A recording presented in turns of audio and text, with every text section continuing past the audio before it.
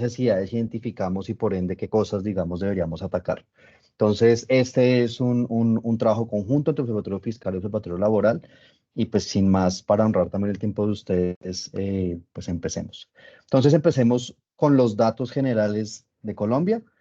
Si miramos a Colombia, digamos, en términos de cómo está la edad y cómo ha evolucionado la edad, en el panel de la izquierda ustedes van a encontrar siempre 2013 y en el de la derecha 2023.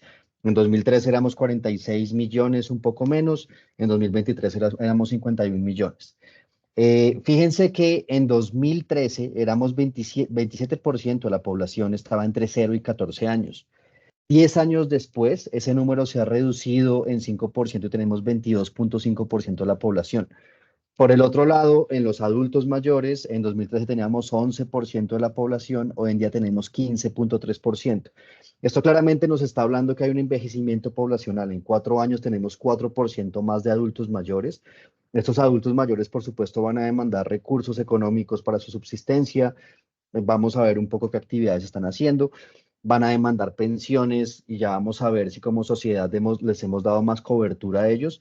Pero eso nos está hablando que como nos estamos envejeciendo, digamos que el bono demográfico, que es esta relación que se piensa cuando hay muchos jóvenes relativo a adultos mayores y niños, esta gente como en la mitad de la población, ese bono demográfico, digamos, se nos va a agotar en algo cercano a 30 años y pues tenemos que aprovechar al máximo este bono demográfico para ojalá nutrir al Estado y que el Estado y los sistemas de protección social nos den protecciones, digamos, futuras a todos y a todas los colombianos. Entonces, bueno, primer cosa de mensaje acá, en 10 años pues vemos un envejecimiento poblacional. Digamos, en esta visión, al igual que lo hemos hecho antes, quisimos darle una mirada de las personas qué están haciendo, qué actividades principales están haciendo. Entonces, esto lo dividimos en actividades domésticas, es si las personas están estudiando o son no participantes de mercado laboral por razones diferentes a estar estudiando o hacer actividades domésticas. Tenemos los desempleados, el área naranja, tenemos los empleados informales, tenemos la formalidad y tenemos también del total de la población cuántos están pensionados y cuántos están pensionados y siguen trabajando, que es lo que llamamos pensión población económicamente activa. Fíjense que en términos nacionales la proporción de estudiantes en 2013 teníamos 25% de la población estaba estudiando, en 2023 tenemos 23% de la población. Esta proporción de estudiantes ha caído. Vamos a ver en un momento, recuerden que les decía, nos hemos envejecido un poco más. Este número sobre todo de la población no es porque estamos estudiando más, sino porque en efecto hay menos niños y jóvenes en proporción de los que había en 2013. Entonces, un primer mensaje es, en términos del 100%, tenemos hoy en día menos personas que están estudiando. Un segundo mensaje que podemos encontrar, los adolescentes, acá digamos abriendo por cortes de edad similares a los que les habíamos mostrado antes, entre 15 y 24, 25 y 34, 35 y la edad de prepensión diferencial para hombres y mujeres, dado que la edad de pensión es diferente. Prepensionados y adulto mayor son las categorías que vamos a mirar y las mismas actividades que teníamos. Fijémonos inicialmente en los adolescentes entre 15 y 24 años, ¿no? Fíjense que hace 10 años teníamos 30% de los adolescentes que están estudiando y 10 años después tenemos 39% que están estudiando.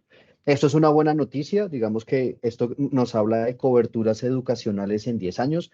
Esto nos habla que quizás para muchas personas todavía es rentable estudiar y esto aumentó en 9%. Pero fíjense que por otro lado también aumentó de 12% a 14% la proporción de personas que no, digamos, que no participan del mercado laboral por razones diferentes a estar estudiando o actividades domésticas.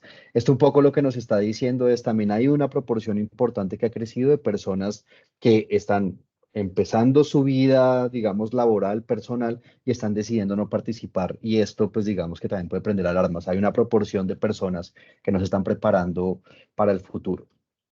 Por otro lado, fíjense que podemos ver que hace 10 años, 33% eh, 33% de los jóvenes en esta edad eran empleados informales, más 11% de formales, tenemos 44% que estaban estudiando.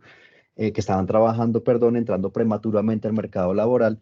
10 años después encontramos que esa proporción es 36% y la informalidad pasó de 33 a 24%. Entonces, ese movimiento un poco es interesante, digamos, los jóvenes hoy se están preparando más para entrar más preparados al mercado laboral, pero tenemos un porcentaje un poco más grande de adultos mayores que están no participando. Por el lado de cobertura pensional, y acá, pues digamos, los invito a que miremos el panel de abajo, ¿no? Fíjense que dentro de los adultos mayores, en 2013 teníamos 19 más 6, teníamos 25% de adultos mayores con pensión como tal, y en 2023 tenemos 21 más 4, tenemos 25% de la población. Entonces, dentro de los adultos mayores, el porcentaje de pensión se mantuvo constante en 25%. Y esto un poco lo que nos, digamos, si nos está hablando y diciendo, claro, en 10 años el mercado laboral no ha germinado, si se quiere, en más pensiones y la cobertura, pues no se ha ampliado. Esto, por supuesto, si pensamos que llama a como sociedad que tenemos que tomarnos mucho más en serio la forma de pensar cómo ampliamos las coberturas en la vejez. Fíjense que hoy aún tenemos 22% de adultos mayores siguen trabajando en la informalidad. Esos trabajadores, por supuesto, están trabajando para el día a día, porque, pues, digamos, la informalidad pues, no les abre puertas para pensión. Entonces, este es un mensaje clave justamente en términos de reforma pensional. Por otro lado, vemos de 2013 a 2023, que no sé, Juliana, si tomas, sigo. Vale. Bueno, entonces, como lo viene diciendo Mauricio, básicamente lo que ustedes ven ahí es un incremento importante en la formalidad. Yo creo que eso es un dato no menor porque a veces tenemos una idea concebida sin mayor crítica y que repetimos constantemente, y es Colombia tiene un gran problema de informalidad, por supuesto lo tenemos, pero tenemos que ver, y como lo estamos observando, que en 10 años la formalidad ha crecido, lo que resulta pues muy interesante.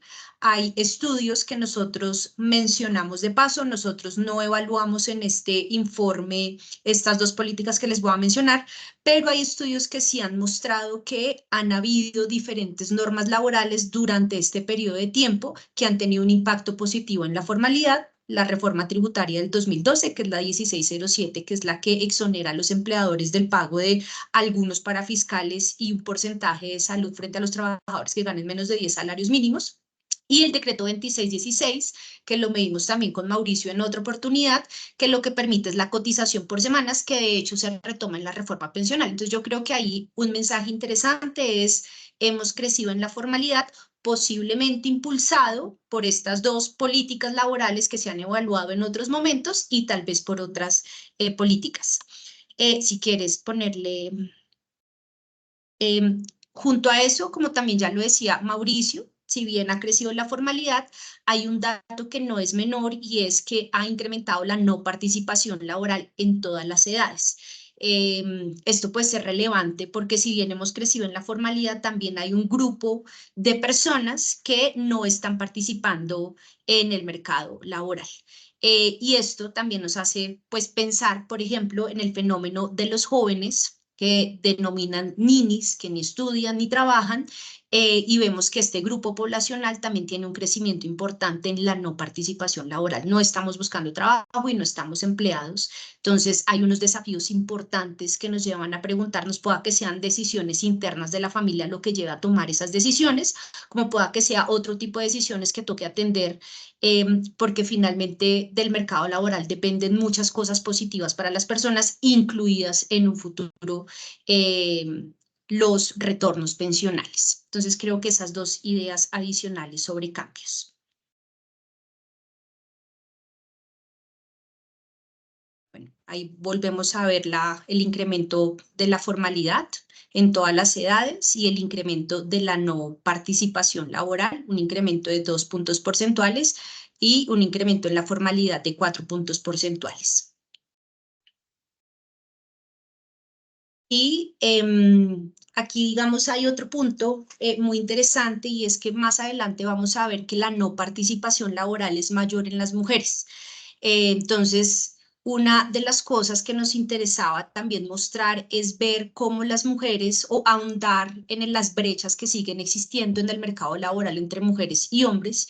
Y una manera de aproximarnos a ella fue mirar cuántas horas dedican las mujeres al trabajo remunerado y al trabajo no remunerado en comparación con los hombres y ver el cambio en 10 años. Ustedes ven acá que las mujeres dedicamos más horas al trabajo no remunerado, dedicamos 20 o dedicábamos 20 horas, 20.34 horas en el 2013 y actualmente 20.025. Realmente no ha habido un cambio muy grande.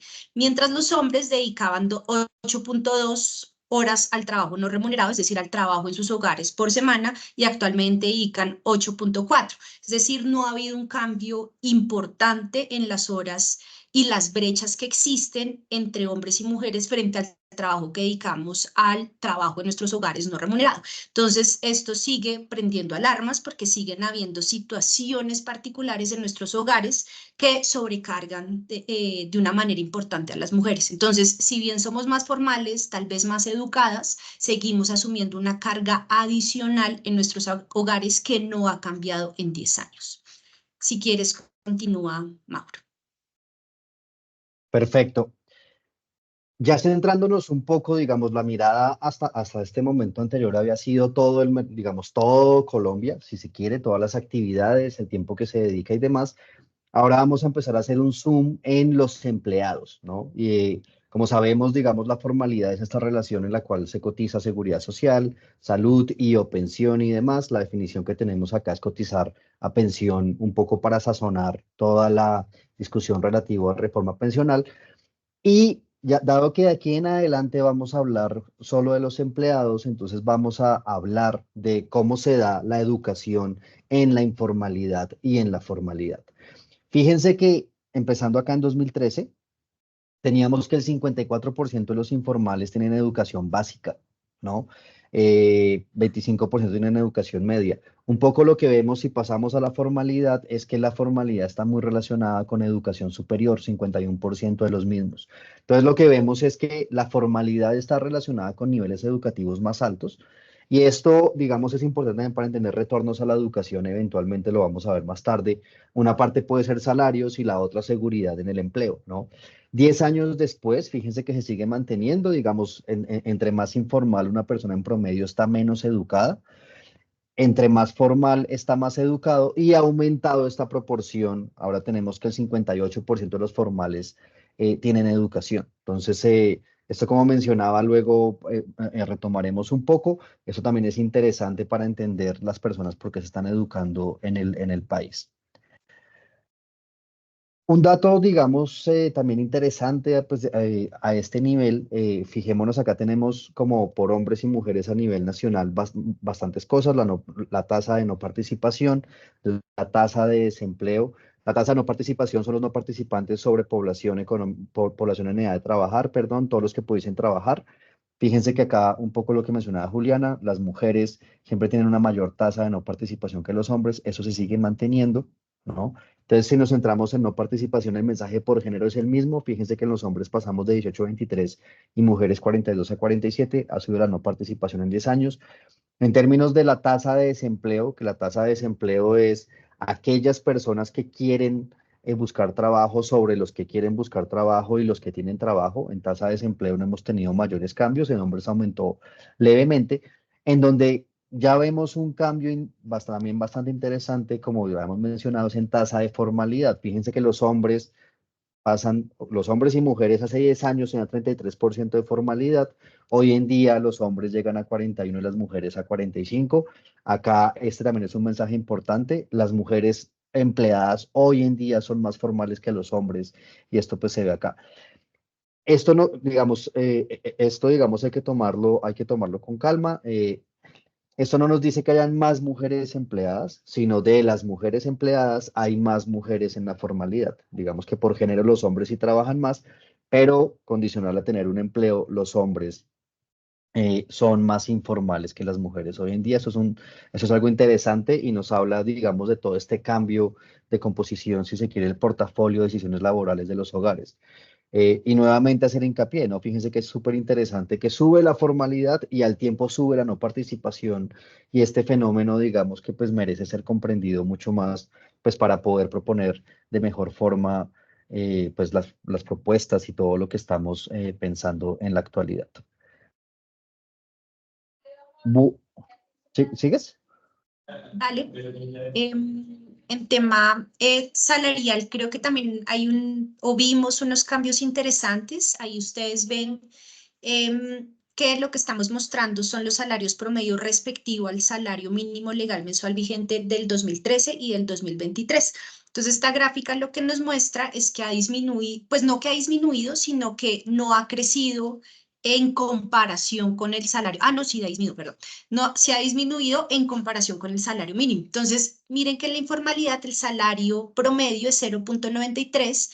Actualmente el salario promedio en la informalidad es de 0,78. En la formalidad, antes, en el 2013, era 2,32 veces el salario mínimo legal mensual vigente.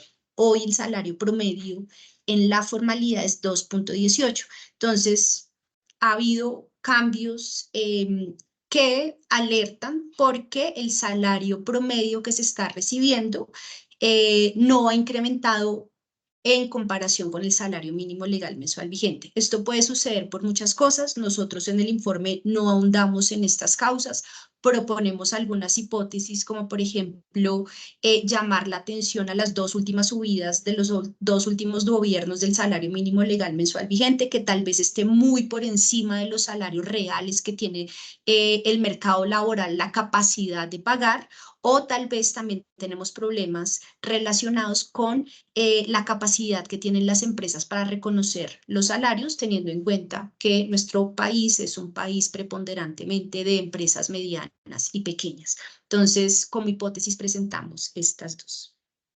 Si quieres, la siguiente. Aquí volvemos a ver lo mismo, ahí vemos cuál es el ingreso promedio en comparación con el mínimo y vemos efectivamente que hay una disminución frente al salario mínimo. Entonces, si bien hemos ganado en formalidad en niveles educativos, no se traduce esto en retornos salariales, que era un poco lo que decía Mauricio. No necesariamente el hecho de que actualmente estemos más educados se esté traduciendo en que estemos teniendo salarios más altos. Tal vez somos más formales, ganamos en estabilidad laboral, pero no estamos ganando salarialmente. Siguiente, si quieres.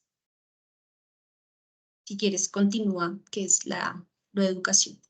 Perfecto. Fíjense que acá, digamos, nuevamente tenemos informalidad y formalidad, salarios promedio con respecto al salario mínimo. Fíjense que venimos de dos mensajes muy interesantes. Lo que decimos es, oigan, la informalidad y en la formalidad se gana menos hoy que hace 10 años, quizás porque el salario mínimo ha sido subido de forma desproporcional. Sin embargo, como somos más formales, los salarios promedio de Colombia, pese a que bajaron, no bajaron de forma significativa. Ahora, si nos vamos a hacer el zoom por nivel educativo, ustedes podrán comparar todos los niveles educativos de la izquierda de 2013 con todos los niveles o los retornos salariales en 2023 y uno observa que barra a barra en todos los niveles educativos, tanto en la formalidad como en la informalidad, hay disminuciones importantes, ¿no? Entonces, esto, como ya veníamos diciendo, es interesantísimo porque hoy somos más educados, pero no nos pagan más condicional al nivel educativo relativo al salario mínimo. Y lo que mencionaba Juliana, algo que es importante mencionar es que pareciese como que la única política laboral fuerte que se ha implementado, además de las reformas y demás, la reforma tributaria y los decretos que se mencionaron, es aumentemos el salario mínimo, esto va en pro de los trabajadores y fíjense que uno encuentra que los salarios promedio, digamos que no están pudiendo llevarle el ritmo al salario mínimo a nivel nacional. Posteriormente vamos a ver un subregional que es bastante importante. Ahí quisiera agregar algo, perdón, Mauro, y es también en esta línea de que el salario sea más alto, lo que significa es que ahora también puede que sea mucho más difícil, nos tocará evaluar esto en 10 años, llegar a la formalidad, porque la formalidad supone que todo se hace sobre el salario mínimo legal mensual vigente. Y me refiero a todo: es pago de seguridad social, pago de prestaciones sociales, pago, bueno, de derechos adicionales. Entonces, entre más lejos estemos del salario mínimo legal mensual vigente, tal vez lo que hemos ganado en formalidad se vea potencialmente afectado. Entonces, creo que sí es muy importante como país evaluar estas subidas tan grandes del salario mínimo legal mensual vigente. Perfecto. Claro, uno puede hablar de salarios en términos del promedio, pero también uno puede hablar en términos de rangos salariales. Entonces, fíjense que acá lo que, digamos, lo que vamos a hacer es, vamos a mostrarles rangos salariales entre cero y un salario mínimo, exactamente un salario mínimo, entre uno y tres salarios mínimos, entre 3 y 5 y digamos, pues, entre 3 y 5, 5 y 10 y salarios mucho más altos.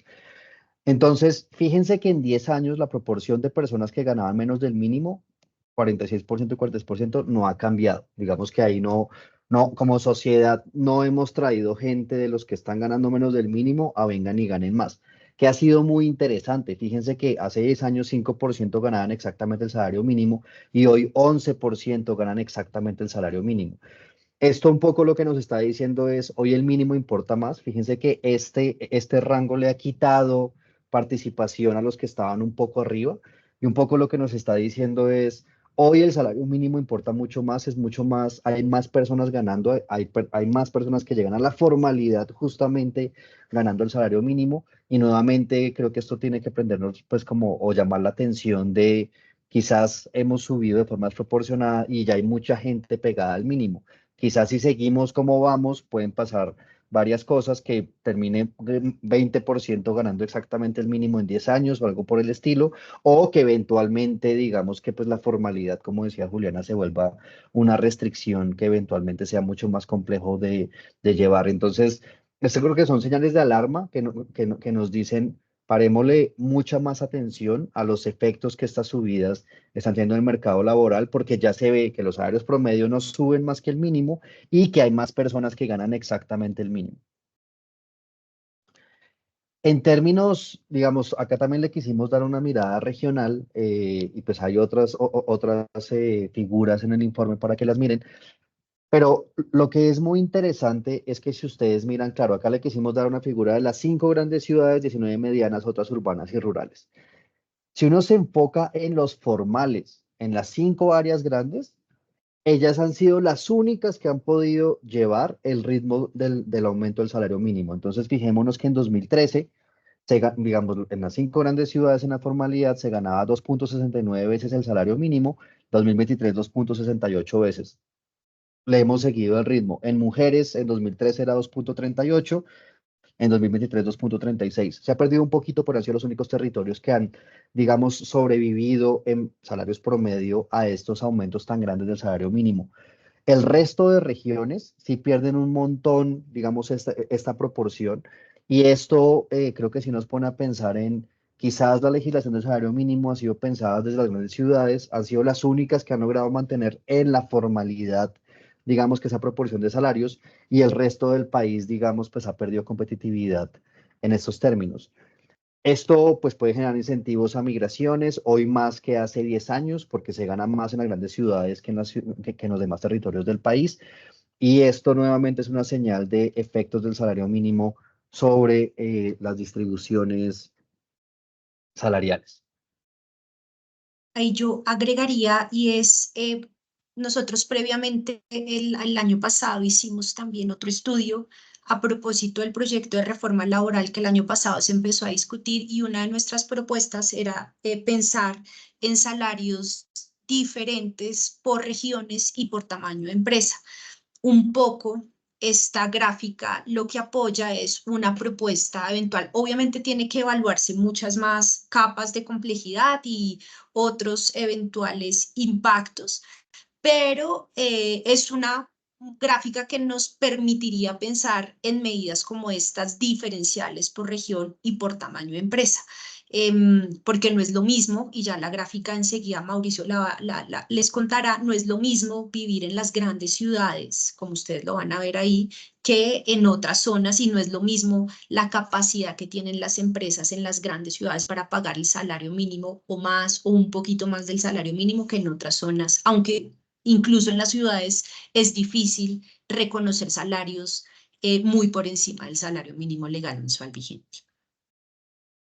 Entonces, bueno, acá tenemos un gráfico de dispersión entre ingreso laboral promedio del departamento sobre el salario mínimo, ¿no? Fíjense que esto nos quiere decir en 2013 en Bogotá el salario promedio era más de 2 veces el salario mínimo, mientras que en el Cauca y Nariño, Sucre y Chocó se ganaba menos del salario mínimo en 2013. ¿Qué pasa 10 años después? Bogotá sigue siendo la ciudad donde más, digamos, se paga en promedio, se gana 2.25 veces el salario mínimo y ya tenemos una gran cantidad de territorios que están por debajo. Fíjense que antes teníamos como 4 o 5 territorios y ahorita tenemos unos 7 o 8 territorios que ganan en promedio debajo del mínimo. Y un poco creo que el mensaje acá justamente es eso, ¿no? Mecánicamente ya hay territorios que se están quedando, digamos, rezagados en términos laborales y salariales.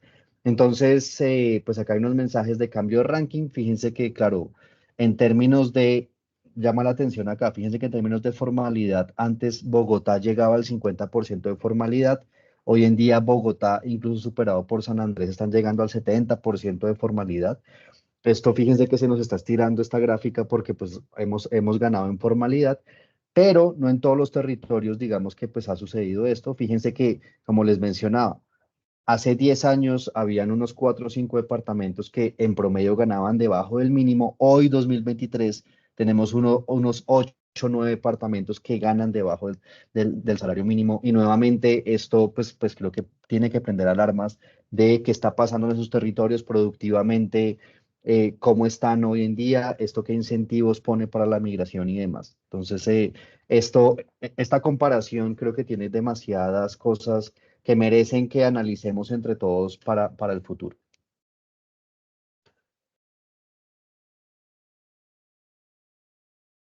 Otra mirada que le quisimos dar al informe es en términos de género y estado civil, pues cómo se dan las participaciones de más. Acá nos quisimos entrar en el informe solo en los salarios promedio. ¿Qué encontramos? Si nos centramos en las mujeres, fíjense que las mujeres separadas, divorciadas o viudas son las que menos ganaban en 2013 y son las que menos ganan en 2023. Y de hecho, fíjense que en 2023 el salario promedio se está acercando mucho más al mínimo que el resto de las proporciones. Esto, digamos, es importante. Como sociedad tenemos que reconocer, digamos, este papel, digamos, de estas mujeres pues, que antes estaban cohabitando en matrimonios y demás, y llama la atención que ellas sean las que menos ganan en la economía. Otro dato que es interesante y creo que merece como mucho más análisis, fíjense que las mujeres que estaban cohabitando digamos, de los pocos grupos que subieron sus ganancias en proporción al salario mínimo, son las mujeres que están cohabitando o están casadas. Fíjense que hace 10 años ellas ganaban 1.25 veces el salario mínimo y hoy en día ganan 1.41 veces. Esto creo que llama mucho la atención. Como veíamos anteriormente, las mujeres son las que más han ganado en la formalidad. Y esto quizá lo que nos está diciendo es que las mujeres que están cohabitando y casadas son las que más están entrando a formalidad porque fueron las que les subió mucho más el salario. Estos movimientos, justamente como mencionábamos, tenemos aumento de formalidad y de no participación de forma simultánea. Y pues nuevamente es una señal interesante de un cambio en los tiempos y en la forma como se están dando las relaciones dentro del hogar. Fíjense que digamos, las ganancias de las mujeres casadas se están acercando a las de los hombres casados y esto no era así hace 10 años, entonces pues esto también es algo que vale la pena mencionar. Juliana, si quieres, sigue. Dale. Entonces, dentro de las principales conclusiones, ya cerrando, en el informe van a encontrar muchas gráficas. Escogimos las principales con estas notas más transversales del informe. Entonces, lo primero es reconocer que la población se está envejeciendo. Esto nos presenta o nos pone ante desafíos de, vamos, ya evidentemente la inversión de la pirámide demográfica está sucediendo, lo vemos claramente y evidentemente esto hace que se piense en la necesidad de una reforma pensional.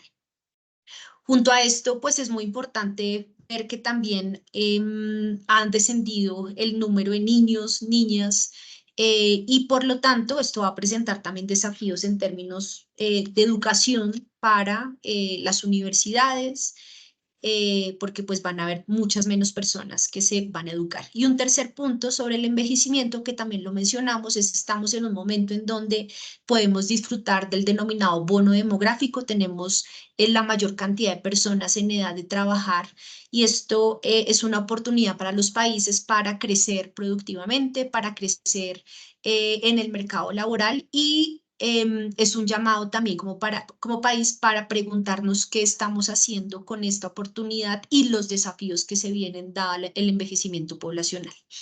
Como lo vimos también, se observa un incremento en la formalidad. Esto ha sido algo muy interesante. Mauricio también lo decía, las grandes políticas o cambios que han sucedido en el mercado laboral han estado enfocadas en la formalización y dos que nos presentan o que nos hacen pensar con preocupación y son los incrementos del salario mínimo legal mensual vigente, pero en todo caso somos más formales que antes y las mujeres actualmente que estamos empleadas somos mucho más formales que los hombres.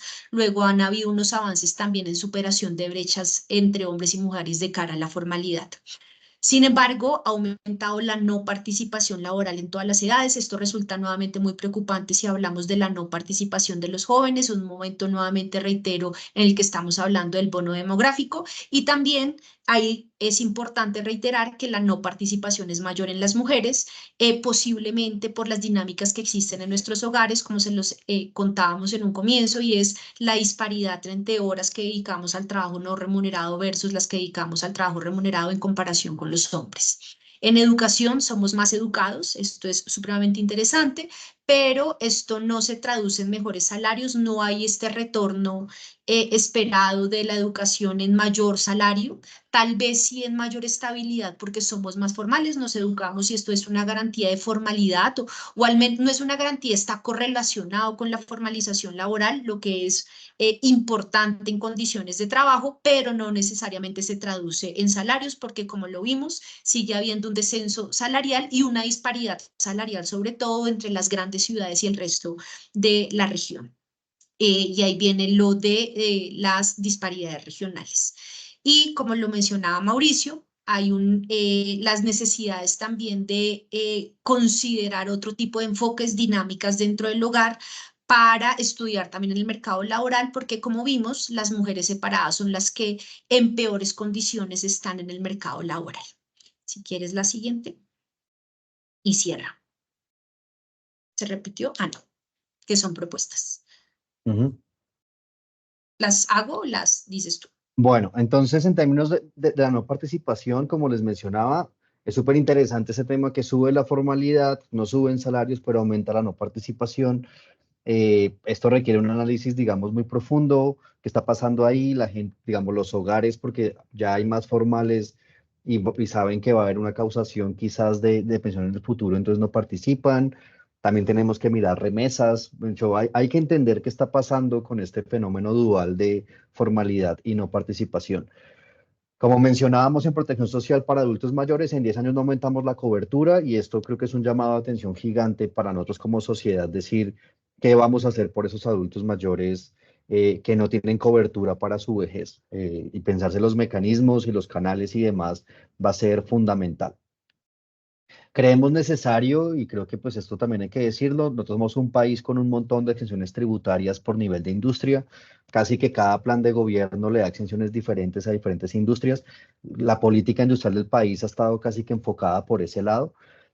Sin embargo, creemos, y viendo todo este movimiento de salarios y salario mínimo que no suben, es necesario que pensemos la productividad como un eje de política. Necesitamos pensar cómo hacemos para que los salarios crezcan con la edad de forma más grande, cómo hacemos para que el salario mínimo sea menos relevante en el tiempo y digamos que no termine siendo el mayor salario que ganen los colombianos, sino que sea una puerta de entrada y que ojalá las dinámicas hagan que los salarios suban bastante.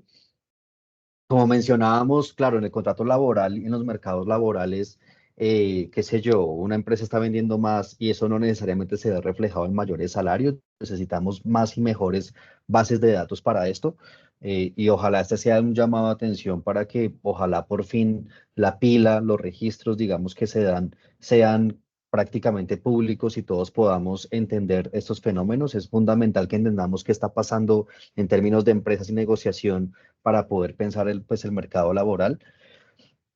Hemos avanzado en términos de formalidad, digamos, en hombres 8%, en mujeres más de 10%, pero hay países, digamos, que en 10 años, Uruguay, por ejemplo, hizo una reforma laboral hacia el 2008 y cuando hicieron la evaluación aumentaban en 15 puntos porcentuales en 10 años. Nosotros aumentamos un poco menos de 10%. Entonces es crucial que pensemos políticas de formalización para que, digamos, tanto la educación tenga su retorno como pues las personas, digamos, a futuro tengan protección en su vejez a través de un sistema de protección social que derive además en pensiones y esto además, pues por supuesto, mayor formalidad mejorará el recaudo fiscal que pues digamos va a ser importante pues para el país como tal. Claro, pues mencionábamos a largo plazo en 10 años los salarios promedios han perdido relativo al mínimo y bueno, pues esperamos que esto no erosione, si se quiere, los incentivos para que la gente se eduque. Por ahora no lo hemos visto, pero esto no quiere decir que no pueda pasar, entonces prendemos la atención acá. Necesitamos fortalecer, digamos, un enfoque de género y de estado civil y ver, digamos, qué está pasando como en muchas de estas dimensiones en 10 años. Y dado que hemos tenido avances en la formalidad, hemos sido un país de los que macroeconómicamente se ha comportado bien y ha tenido algunas, digamos, algunos impulsos legislativos por mejorar pues, la formalidad, pues también creemos que hay que reconocer lo que se ha hecho en 10 años porque sí vemos algunos avances en educación, en formalidad y demás. Y bueno, con esto terminamos nuestra presentación. Muchas gracias y pues quedamos abiertos para sus preguntas. Muchas gracias, Mauricio. Muchas gracias, Juliana, por sus intervenciones. Muy importantes estas conclusiones. Me han llegado preguntas por interno. Si quiere, primero le damos la palabra a Leonardo y después hacemos esas preguntas. ¿Listo? Bueno, gracias por esta invitación. Tengo referente a la observación que sean ustedes sobre medidas diferenciales por región. Eso significa que sigue estando sobre la mesa la propuesta que han hecho desde hace tiempo de que haya un salario diferencial por regiones. Esa es mi primera pregunta. Y segundo, estas con reflexiones de este informe indican que lamentablemente la formación académica no lleva a tener buenos salarios para los jóvenes que hoy en día se están formando. Ese es el mensaje que queda para ellos.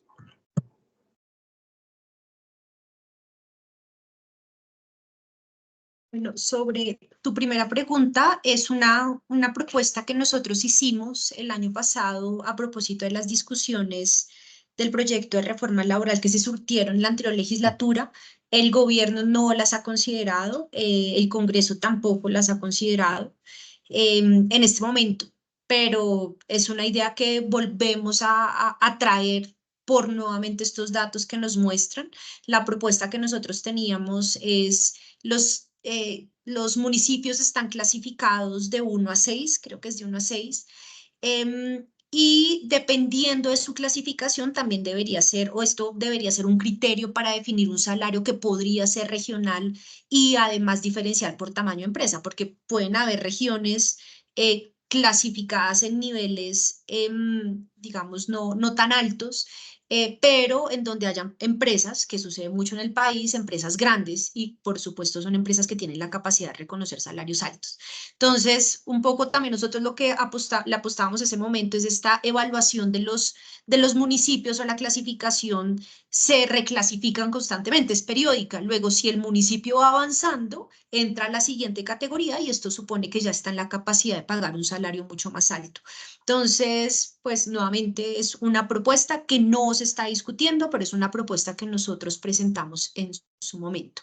Y lo segundo, yo creo que pues aun cuando no tengamos evaluaciones de impacto ni relaciones de causalidad, si hay una correlación de a mayores niveles educativos, no estamos viendo un retorno salarial esperado y todo se está concentrando en el mínimo y es peor en las otras zonas del país.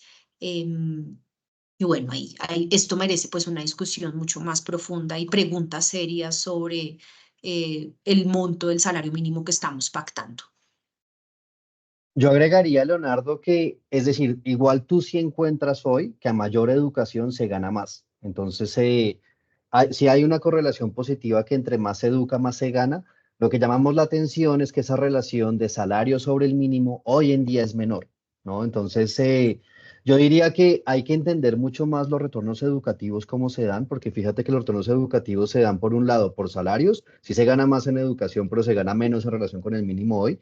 Y en términos de seguridad social, porque sí es verdad que hoy en día, recordate que antes, hoy en día la educación superior en los formales, el 58% tienen educación superior. Entonces creo que hay que abrir la discusión de las personas por qué se educan, digamos, seguridad, ¿es seguridad o es salarios o es la combinación de los dos?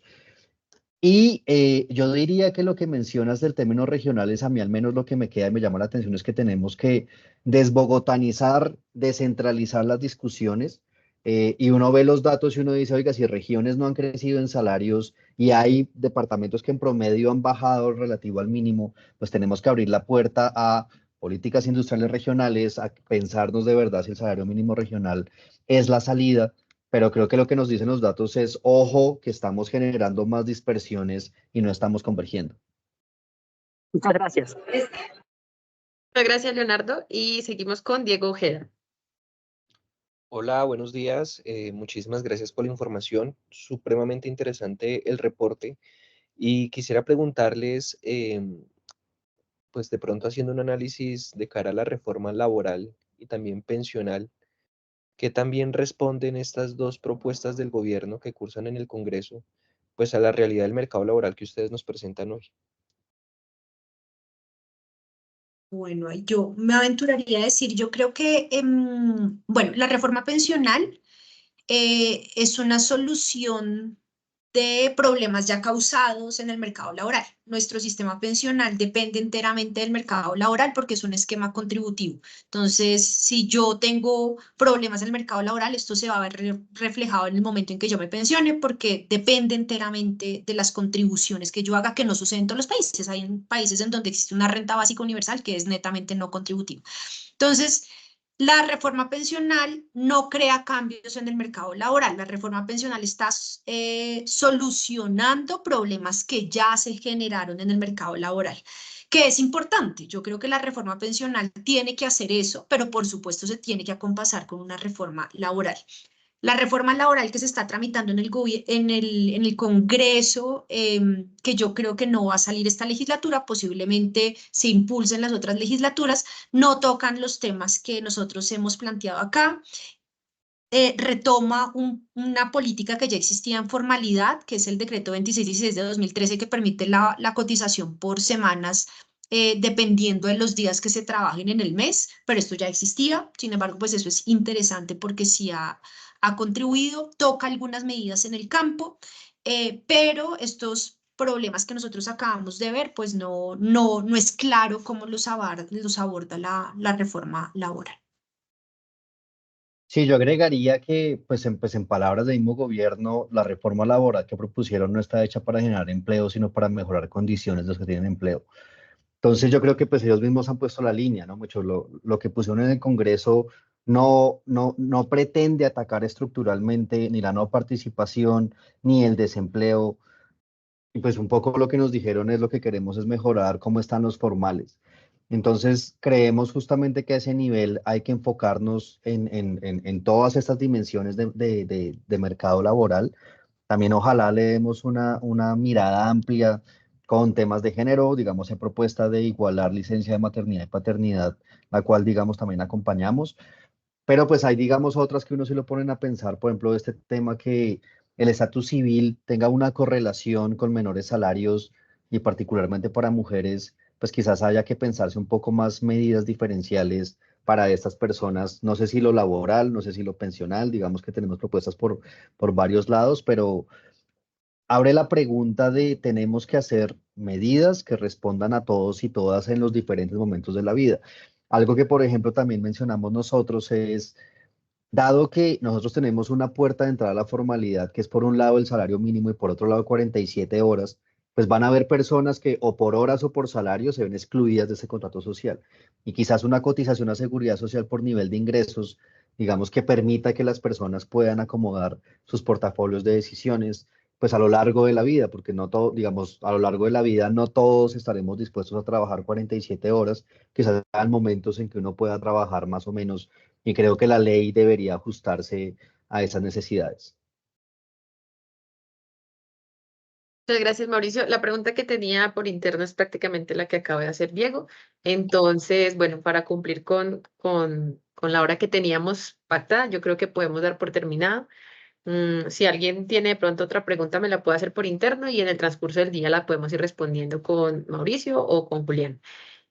Muchas gracias a todos por atender este llamado. En un momento les envío el informe, el comunicado y el video completo para que puedan seguir estudiando todo este tema. Y sin más, muchísimas gracias y que tengan un buen día. Muchas gracias, Mauricio. Muchas gracias, Juliana. Hasta luego a todos, Y a muchas gracias. ustedes. Chao. Gracias.